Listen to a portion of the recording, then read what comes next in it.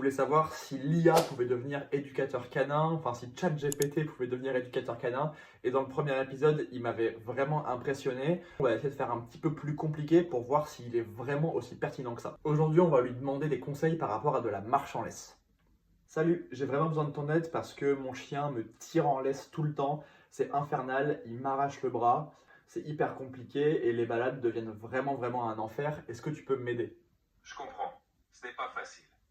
Pour éviter qu'il tire, tu peux essayer de changer de direction dès qu'il commence à tirer, en l'encourageant à te suivre. Récompense-le avec des friandises ou des félicitations quand il marche à côté de toi calmement.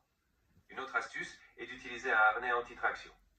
La patience et la constance sont clés pour lui apprendre à marcher correctement en laisse. Tu penses pouvoir essayer ces techniques? On m'a dit que le harnais anti-traction était pas très bon pour les articulations. Qu'est-ce que t'en penses? Les harnais anti-traction peuvent être très utiles et sécuritaires s'ils sont bien ajustés et utilisés correctement. Ils répartissent la pression sur le corps du chien plutôt que de tout concentrer sur le cou.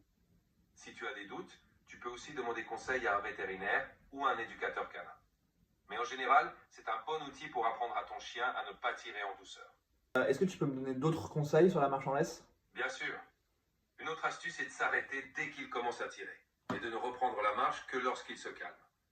Garde les séances de marche courtes mais fréquentes pour renforcer le bon comportement.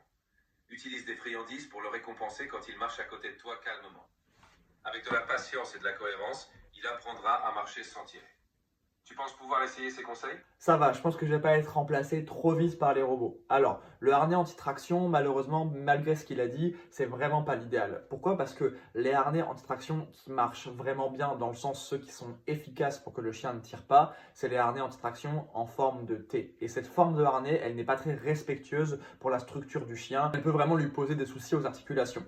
Ensuite, niveau marche en laisse, il a donné quelques conseils. S'arrêter, faire demi-tour, ça oui, pourquoi pas, mais c'est pas le plus important. Récompenser le chien quand on ne tire pas, ça c'est très important, mais il n'a pas beaucoup développé. Ce qu'il aurait dû me dire, ChatGPT, c'est de m'interroger sur pourquoi mon chien tire. Est-ce qu'il tire parce qu'il veut aller voir un copain? Est-ce qu'il tire parce qu'il a une mauvaise gestion de la frustration?